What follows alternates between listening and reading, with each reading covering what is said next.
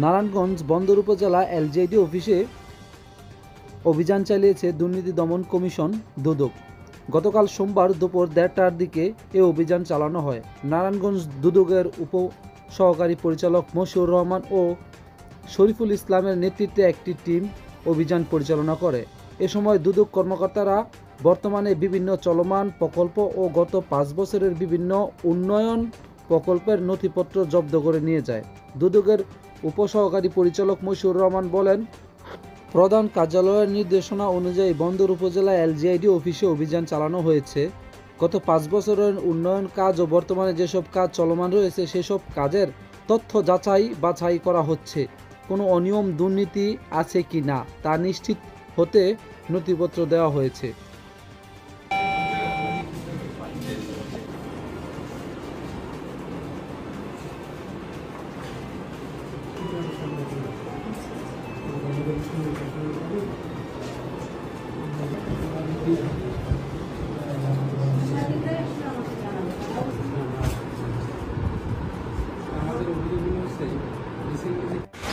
আমি না সব জায়গায় এখানে যে ধরনের কাজগুলো হচ্ছে গত অর্থ বছর বর্তমান যে কিছু কিছু কাজ আছে চলমান আছে, এই সমস্ত কাজ কি পর্যায়ে আছে এবং এখানে কোনো ধরনের অনিয়ম হওয়ার সুযোগ আছে কিনা বা থাকলে এই ধরনের কাজগুলোকে আমরা অবজারভেশন করার জন্য মূলত হেড অফিসের নির্দেশনা এসেছে। আচ্ছা।